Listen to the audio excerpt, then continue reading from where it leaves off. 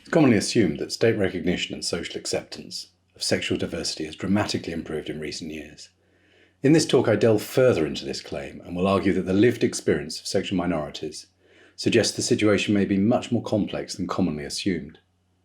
Whilst there has undoubtedly been considerable progress with respect to greater state and societal recognition, for some queer folk at least, this Enlightenment story of progress does not represent the full picture when it comes to contemporary sexual life.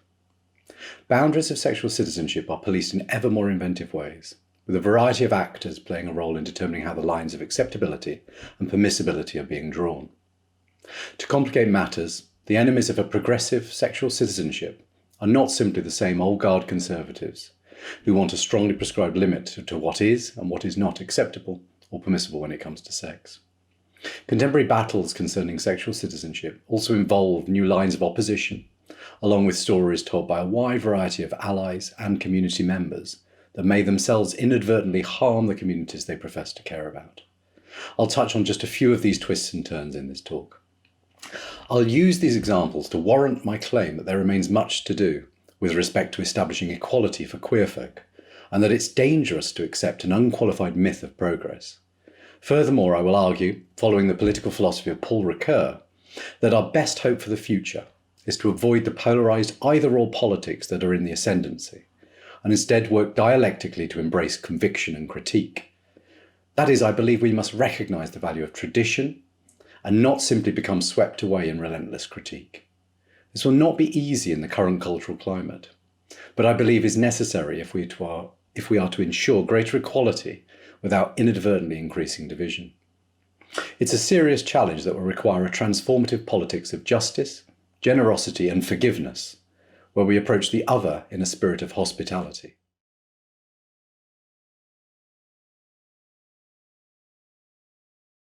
Example 1. Queer bashing still exists and at alarming rates too. Life is not okay for the gays, no matter what you've been told. Most particularly when we present ourselves as identifiably queer within public space. If we keep our sexualities restricted within the home or a specifically queer venue, then all is okay, mostly. If we pass as heterosexual when walking down the street, or with a partner or friends, then we're also likely to be okay. But woe betide us if we appear queer within the public sphere, for it's at this moment that we challenge the heteronormative nature of public space. And that is a threat that is sadly still often met with abuse and violence. On the 30th of May 2019, in London, a lesbian couple were attacked when they refused to kiss in front of a group of young men, with the photograph of their bloodied faces going viral. 4 young men aged between 15 and 17 have now been arrested and charged with the assault. There's been considerable outrage at the event in the media, but the image of these women with blood running down their faces remains horrifying but sadly not surprising. Their mere appearance as lesbian subjects in public space, allied to their refusal to perform their lesbianism on demand for these particular young men, was met with abuse and ultimately violence. Questions are invariably raised about the need to improve education around diversity in the light of such cases.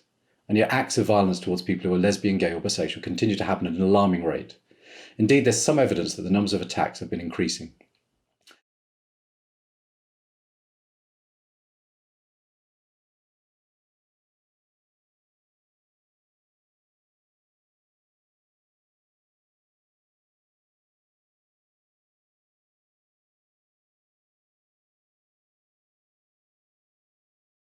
A recent national social attitudes survey in the UK showed the number of people holding negative attitudes to people who are lesbian, gay, bisexual, trans and queer has now bottomed out, staying consistent at around 30% for the last 3 years. This stubborn rump appears to consist mostly of people who are male, older and with strongly held religious convictions. The potential clash between religion and queer rights, in particular, is yet to be discussed openly or worked through effectively in the UK and elsewhere in the world.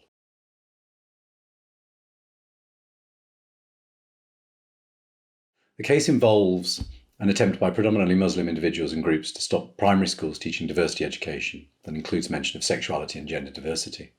For these campaigners, the claim is that this is not about homophobia, but instead about the need to protect children from their sexualisation. Whilst this is a familiar old trope used against queer folk, the nature of the campaign is particularly pernicious, with the schools involved, teachers and children alike, under siege on a daily basis by protesters trying to stop the teaching of a diversity education programme. This campaign is also challenging for how it brings an otherwise under-discussed clash of cultures into sharp focus. There's a risk of sexual prejudice going unchecked, not because of the demands of freedom of speech, but rather due to a fear of actually addressing difficult tensions between competing societal values regarding sexuality, gender, and religion. The particular case, now involving protests at multiple schools, emerged in response to a diversity programme called No Outsiders being delivered at Parkfield Community School. The programme includes a variety of lesson plans designed to encourage an appreciation of diversity and inclusion. The tagline for the programme is "Everyone is welcome in our school. No one is the same, but everyone is equal." The protest that arose in complaint of these materials was ostensibly a protest by parents seeking to refuse, on religious grounds, the promotion of homosexuality and the sexualisation of children. That's problematic enough given the UK accepts in law same-sex relationships being equal to opposite-sex relationships. Discrimination on the grounds of sexual identity is illegal in the UK. But the matter is even more complex and sinister. The fact is that many of the people concerned with these protests, beginning at Parkfield, then moving to Anderton Park, also in Birmingham, are not parents. Indeed, the campaign spread to schools in Nottingham and also East London. And whilst these protests have been predominantly driven by Muslim religious objection targeted at Muslim-majority schools, there have also been recent reports of traditional Jewish schools encouraging parents to request that their children remove them from diversity classes involving discussion of same-sex relationships. The teachers at Parkfield and Anderton Park have come under intense pressure over many, many months of continuing protest, with them feeling isolated and vulnerable.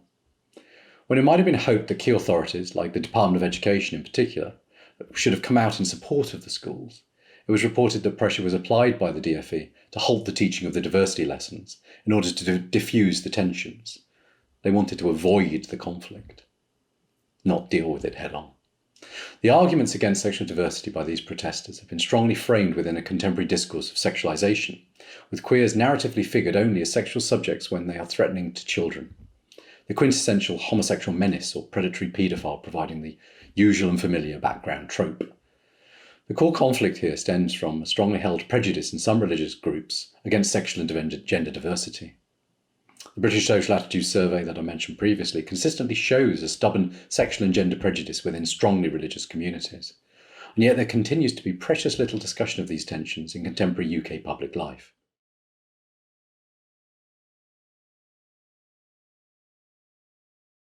For my final example, I'd like to show that there's a danger from within as well as outside minority communities, as endogenous actors and their allies can and do act to reinscribe prejudice and pathology.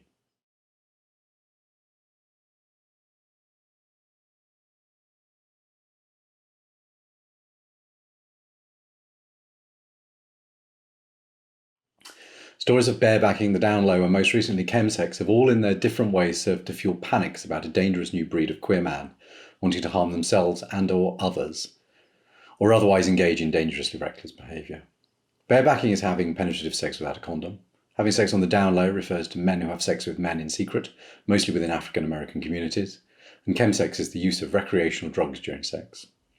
Stories of barebacking, down low, and chemsex are intriguing and disturbing in equal measure for the way that they've reproduced and reproduced by a curious assemblage of the sensational right-wing media, sympathetic public health specialists and queer humanities scholars alike. So for instance, the down low has been the subject of considerable media reporting and no little academic study, mainly because of a persistent claim that the men who engage in this practice are responsible for spreading HIV. This has become known as the bisexual bridge theory, where men engaging in bisexual behaviour are claimed to be infecting unsuspecting heterosexual women. That is, it's claimed that these African American men having sex in secret with other like-minded men then go home and recklessly infect their unsuspecting wives and girlfriends with HIV. However, there is no good evidence that bisexually behaving men, whether this is an out bisexual man or a man having sex on the down low, pose any greater risk of HIV transmission to women than heterosexual men.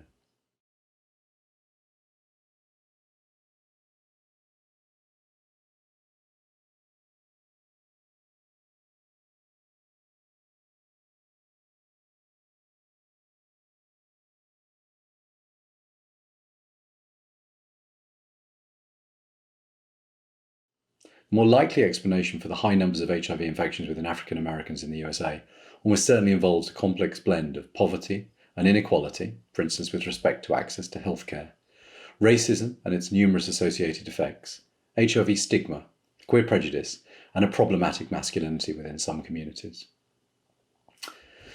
So given there is good evidence that the bisexual bridge and download cultures are not the primary route for HIV transmission within African American communities within the USA, not denying they play some role. What have the drivers been behind this enduring narrative? Like stories of barebacking and chemsex, there is undoubtedly a salacious interest driving the spectacular reproduction of a minority sexual subculture, one that's inflected by both queer prejudice and racism in this case. Early media reports of the down low were sensational and driven by fear of contagion, with the public health ostensibly the primary concern. In the case of the down low, this was focused on HIV transmission from sexually promiscuous bisexual African men to their unsuspecting female partners, or at least that's how it was construed. We might seek to question the underlying logic of the bisexual bridge deployed within this narrative, for how it inevitably positions black men as the active, sexually driven and irresponsible causal agents in transmission, and the mostly black women as the passive, arguably naive victims, a pernicious trope in its own right. As writers on this topic have pointed out, the use of terminology like down low by parties outside the subculture is problematic in multiple ways. It results in African American men becoming disproportionately associated with secretive same-sex behaviour, despite the fact this occurs across all races and ethnicities. It links down low activity with HIV risk and further reinforces existing problematic notions about African American sexuality. It also serves to reinscribe a category label onto a group of men without adequate attention to the historical and cultural derivation of the term. Indeed, the spectacular and dangerously reckless reproduction of sexual subcultures, whether from allies or community members, may cause just as much harm as exogenous use if there are insufficient care about the accuracy of portrayal or potential for damaging effects, even if unintended. New narratives of disease and individual pathology are always waiting in the wings when it comes to sexual subjects beyond the normative. Some of the latest arguments demonstrating the production of a pathological sexual subject concern chemsex or party and play. This is the latest in a long line of pathologizing narratives concerning queer sexual risk. It's clear how recent discourse on this topic focuses most attention on the individual pathological subject, even from within communities themselves, by fair-minded individuals that are only trying to do their best, and deploys many of the same tactics as the narratives of barebacking and the down low. The focus is not on community-led public health interventions, as we saw with HIV/AIDS, at least in part of that epidemic, but instead a laser-like focus on individual psychological failure and moral irresponsibility. The subject of this narrative is, of course, also uniquely framed by their sexuality and gender. Chemsex, like barebacking before it, is a peculiarly queer male-only term. Wrap this up within the language of addiction, a growth industry of the present moment itself, and we see where this is going. Even though there is precious little evidence in support of the notion of sex addiction, it is the troubled and troubling queer subject that will figure centre stage in this narrative. Wherever there are queer folk, there will be stories of psychological pathology and disease.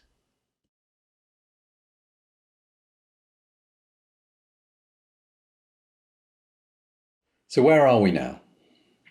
The examples I have just described provide a vivid, if necessarily brief demonstration of the way that a variety of different actors continue to play a role in determining how the lines of acceptability and permissibility are being drawn for queer folk. The ideological ground has certainly shifted a good deal in a relatively short time with respect to queer identities and practices. That said, there remains a stubborn rump of homo and biphobia, which is particularly pernicious within public space, and is often driven by religious intolerance. Ally this to an acceptance of queer lives that is highly privatised and mostly centred on those who fit heterosexual definitions of acceptability, and this represents much more limited progress than otherwise may appear.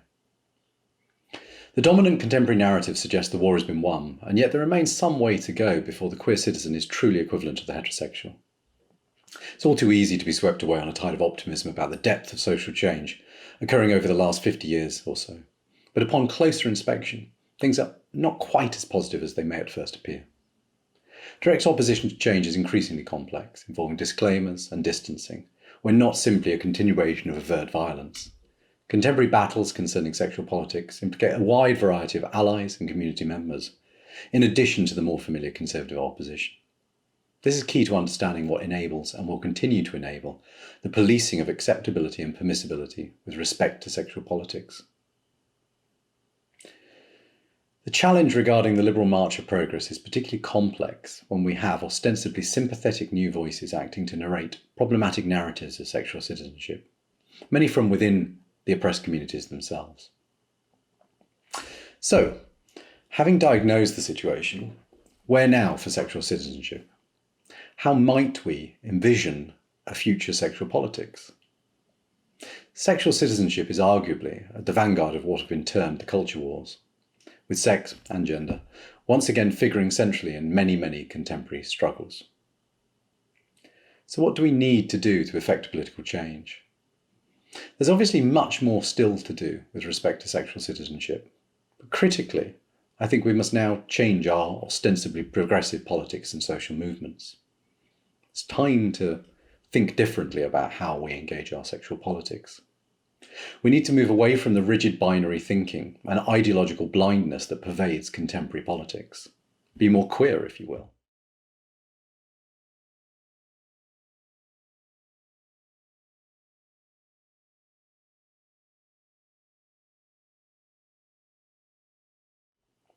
We need to move beyond overly simplistic views of left versus right, conservative versus progressive, and recognise the need for both ideology and utopia as conviction and critique within society. In other words, we need to deploy our critical faculties upon ostensibly progressive political thought and action as much as we do with conservative opposition to change.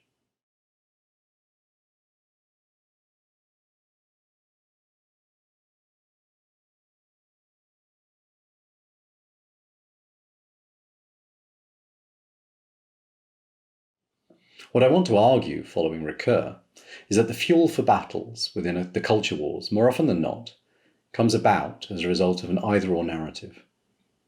A narrative founded on an exclusionary logic that divides. Such dividing narratives will inevitably fuel the fight, with little chance of dialogue and recognition. This is not necessarily a deliberate strategic choice for division on the part of the actors involved. Many involved are likely convinced they are simply fighting a just battle against oppression.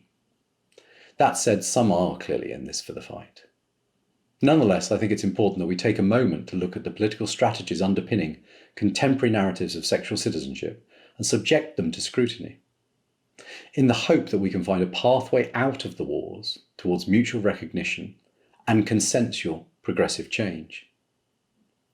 Not that all of it will necessarily be consensual. The point I wish to make here is how progressive politics too readily fails to acknowledge the need for and power of tradition.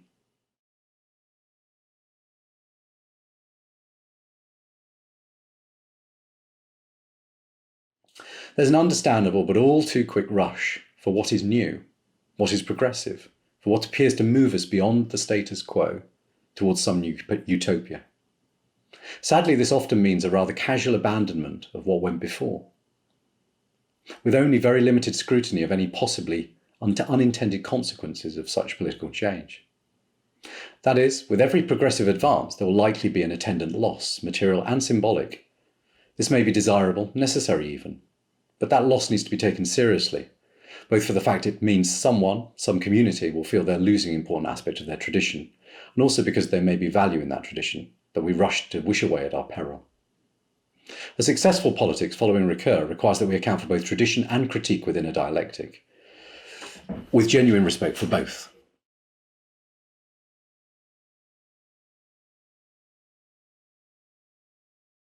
So how might we best meet the foreign other, such that we bridge the gap between self and other so the encounter can be a productive one?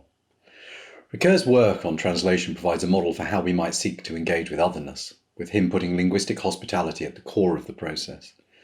Alert to the imperialistic danger of any desire to achieve a perfect logos of the future, as Richard Kearney refers to it. In other words, his work recognises the tension between hostility that may result from an attempt to reduce guest and host to the same versus the hospitable acknowledgement of difference inherent in the labour of translation. As Kearney highlights, there's always the possibility of betrayal as well as rebirth in any encounter with foreigners. Translation is not merely intellectual work for Ricoeur, but also an ethical problem, such that the linguistic hospitality required of translation may serve as a model for other forms of hospitality. And this is the claim I want to make here, that we can follow the model of linguistic hospitality from Ricoeur within contemporary sexual politics as the means to work productively between positions of difference, between ideology and utopia, and therefore avoid further cultural alienation, tension, and clashing. The encounter with the other cannot be avoided as it is within us, as well as between us, in any act of speaking. There's an original plurality to humanity. Perfect translation is not possible. It's never final or complete. There's a delicate balance to be struck between hospitality towards that which is foreign and recognition that something will always be lost in translation. Some difference will always remain. Translation is, for Ricoeur, a Freudian process of working through, an arduous task and trial of patience.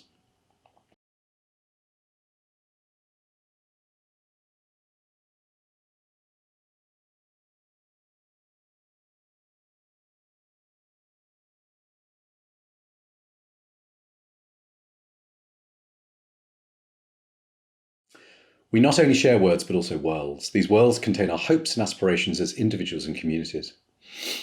And it's here, within our worlds, that we must recognise the fragile and fallible nature of translation, a never-ending process that carries risk, but also possibility.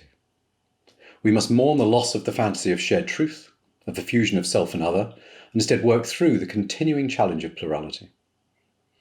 This is a conditional hospitality in which there remains an interpretive process of judgment with regard to what we seek to welcome, a mode of translation that is itself translatable into a real politics, and not simply some idealised abstraction or mythical dream. Being hospitable to the other, whether that other advocates the narrative of ideology or utopia, tradition or critique, is undoubtedly a difficult task, but not an impossible one.